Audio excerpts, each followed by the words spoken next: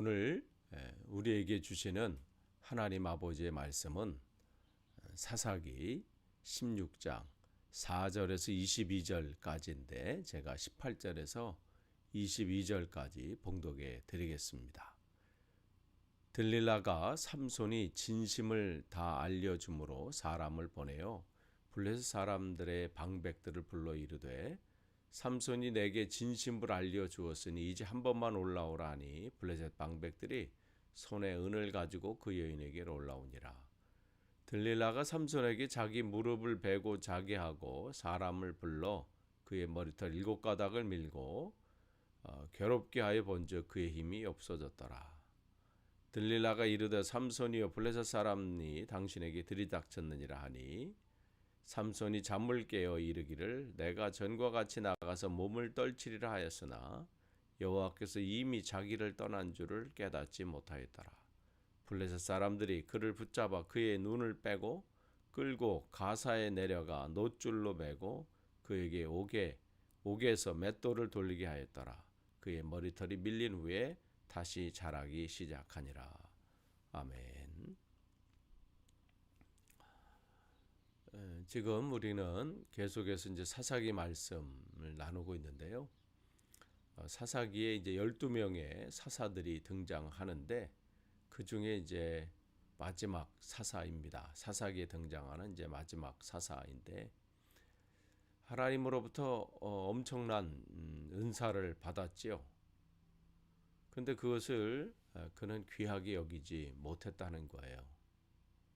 하나님이 그를 세우셨을 때는 분명한 목적이 계셨고 또 그를 통해서 이루실 계획들이 있으셨는데 그는 어떻게 해요? 그 시간들 또 그 재능들을 여자 때문에 허비해요.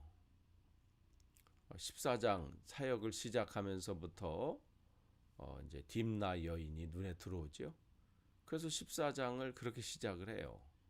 15장은 그 사건과 연결된 또 이야기들이잖아요. 그리고 그래서 그 삼손의 사역이 14장, 15장, 16장 이렇게 3장에 걸쳐서 나오는데 16장은 또 시작하면서 어디로 가요? 저 남쪽인 가사, 지금의 가자 지구죠.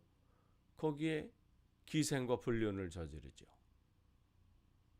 그리고 끝난 게 아니라 오늘 4절서부터 보면 또 블레셋 여인 들릴라가 등장합니다. 그래서 4절서부터 22절까지. 그러니까 대부분 이 삼손의 내용의 대부분은 여자와 관련된 사건들이에요. 그러니까 그를 하나님께서 사사로 세우셨을 때 기대했던 바를 전혀 감당치 못하는 모습을 보게 되죠. 우리는 어떤가 생각을 해봅니다. 아니 우리가 아니라 저는 어떤가 이렇게 생각을 해봅니다. 맡겨진 사명들이 있고 또 주어진 시간들이 있는데 난 지금 무엇에 집중하면서 살고 있는가?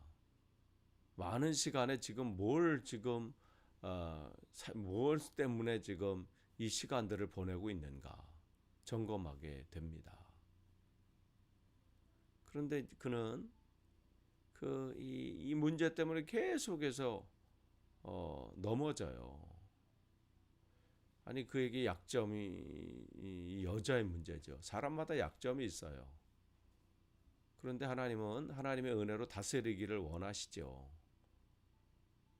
가인과 아벨을 우리가 말씀을 보면 가인에게는 그 시기심이 있어요. 질투와 시기, 열등감. 이런 것들을 물론 이제 있을 수 있지만 주님께서 말씀하시는 것을 보면 죄가 계속해서 너를 원한다. 그러나 너는 죄를 다스려라. 이렇게 말씀하시거든요. 그 얘기 뭐냐면 우리에게 끊임없이 사단은 공격한다는 거예요. 나의 약점을 너무나도 잘 알잖아요. 그런데 우리가 그럴 때마다 어떻게 해요? 주님의 은혜를 구하면서 그것을 다스리기를 원하시죠. 우리가 다스리는 게 아니라 다스리게 하시려고 하시는 말씀하시는 거죠. 뭐 가인이 그런 능력이 있어서 넌 죄를 다스려라 이렇게 말씀하시는 게 아니잖아요. 사도 바울도 끊임없이 얘기하거든요. 내 안에 두 마음이 있다. 그러면서 계속해서 그 안에서 싸우고 있다. 그렇게 말을 하고 있는데 우리야 뭐 오죽하겠어요. 근데 우리가 다스리는 게 아니라 주님께서 다스리게 하시는 거죠. 그런데 이제 6절서부터 이렇게 보시면요. 이제 본격적으로 이제 들릴라가 이 삼손을 무너뜨리려고. 그러니까 사단이 이 한 여인 이 들릴라를 통해서 하나님의 그 계획들을 무너뜨리려고 이제 본격적으로 일을 시작하게 되죠. 그러면서 삼손의 힘의 원천이 어디 있느냐, 어디서 왜 힘이 어디서부터 이렇게 나오는가, 그것을 묻기 시작합니다. 근데 7절서부터 이렇게 보시면요, 이제 삼손이 그 앞에 단호하게 거절해야 돼. 악한 것은 모양이라도 버리라고 그랬거든요. 뭐 이쯤이면 괜찮겠지. 이 정도면 뭐 괜찮을 거야. 그런 거 없습니다. 단호해야 돼요. 우리 앞에 하나님이 기뻐하지 않는 거라고 생각된다면 이것이 내 신앙생활에 도움이 되지 않는다. 내가 이 신앙생활에 성장하고 믿음의 길을 걷는 데에 이게 하나 유익되지 못한다 하면 단호하셔야 돼요. 타협하거나 뭐 어느 정도 뭐 받아들이거나 이 정도쯤은 내가 감당할 수 있지. 이게 아니라 단호해야 되는데 지금 삼손은 어떻게 하나요? 그것을 우습게 생각한 거예요.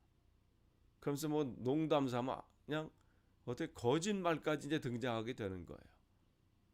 아예 시작하지 입술에 파수꾼을 세워달라고 하고 하나님의 사명을 감당해야 되는데 거짓으로 이제 시작을 하죠. 새 활줄 7으로 나를 결박하면 내가 약해진다. 또 그 말을 듣고 들리라는 또 자기가 이 돈의 욕심. 이 삼손을 그렇게 결박해서 자기에게 넘겨주면 그 원인을 찾게 하면 어마어마한 지금 돈을 받겠다고 지금 계약을 한 거잖아요. 그러니까 이 여자는 지금 돈에 눈이 팔린 거고 삼손은 여자의 눈이 팔린 거고. 그러니까 지금 그거 가지고 이제 또 서로 실랑이를 하죠. 마치 내기하듯이. 또 이제 11절 보시면 그게 이제 안 된다는 거 알았어요. 그러니까 또 이제 뭐 화내면서 왜 나에게 이랬냐 뭐 이러면서 그러니까 또 이쯤 되면 알아야 되잖아요. 한 번은 실수할 수 있어요. 그런데 또 어떻게 해요? 새 밧줄로 나를 묶으면 뭐 새 밧줄들로 나를 묶으면 나는 보통 사람처럼 된다. 그러니까 또 이 여자가 그대로 했는데 어떻게 쉽게 또 그걸 끊어버리잖아요. 또 그러니까 또 막 그 여자가 또 짜증내. 그게 또 재밌어 보인 거죠. 귀여워 보인 거야. 자기 앞에서 막 그러니까. 한 사람이 이렇게 무너지기 시작하면 이렇게 되는 거예요. 13절에 보면 이제 나의 머리털 7가닥을 뭐 배틀실에 낚아 섞어서 뭐 짜면 나는 사람 그냥 일반 사람처럼 된다. 그러니까 또 여자가 또 그렇게 하죠. 계속해서 어떻게 지금 한 사람은 그 원인을 찾으려고 하고 한 사람은 장난삼아 그 여자가 그렇게 토라지는 게 또 재밌어 보이는 거 또 귀여워 보이는 것처럼 또 그 앞에서 계속해서 농담삼아 그 일들을 진행하고 있지요. 하나님 보실 때 정말 한심한 모습이에요. 안타까운 모습이죠. 그러면서 16절에 보면 계속해서 여자가 묻는데 거기다 이제 대답해 주진 못하고 그러니까 어떻게 해요? 번뇌에 죽을 지경이 됐다 이렇게 돼 있어요. 그러니까 두 안에서 두 마음이 지금 갈등하고 있는 거죠. 나시린으로 하나님이 나시린 하나님이 구별돼서 세워진 사람으로서의 지켜야 될 부분 그게 있고 또 하나는 자기가 좋아하는 사람이 지금 알려달라고 하는 그 안에서 고민하고 있는 거예요. 그 고민이 얼마나 심했으면 죽을 지경이 됐다. 말할 수도 없고 또 안 할 수도 없고 뭐 이러한 상황이 된 거죠. 근데 그 안에서 어떻게 해요? 우리는 이 선택이 기로에 있어요. 무엇을 우리가 선택할 건가? 어떠한 삶을 살 것인가? 근데 지금 현실만 바라보면요. 지금 자기 눈앞에 바라보기만 하면 무너질 수밖에 없어요. 뭐 말할 수밖에 없지요. 그런데 우리가 어떻게 이 믿음은 어디예요? 지금을 보는 게 믿음이 아니에요. 믿음은 미래를 보는 거예요. 우리가 끝을 보는 게 믿음입니다. 우리가 끝에 어디로 갈 것인가? 내가 거할 곳이 어딘가?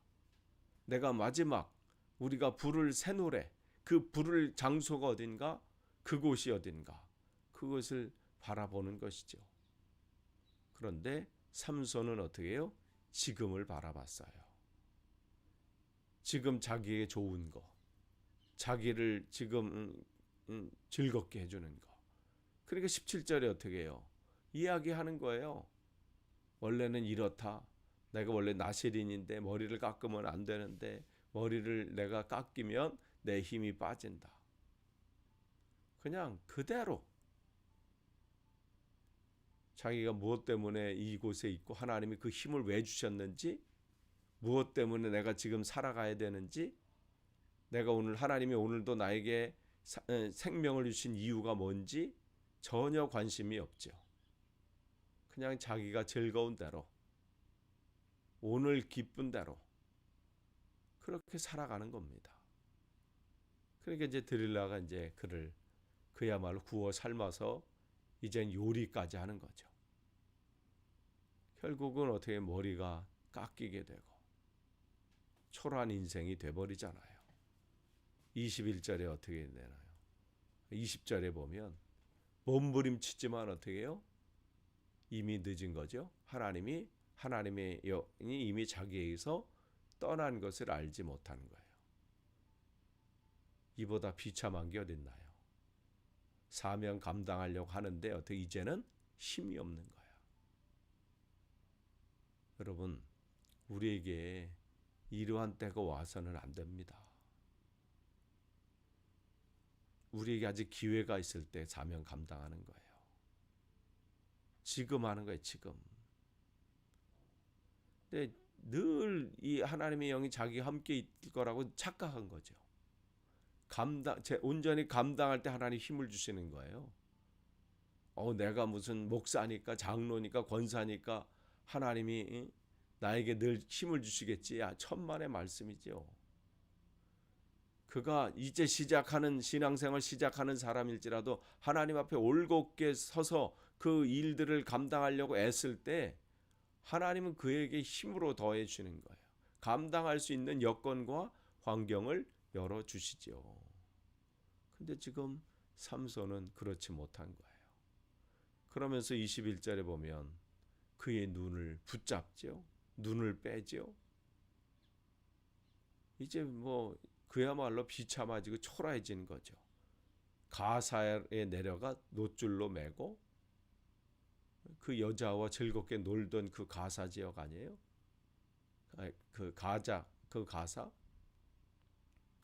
그러니까 지금 어떻게 해요?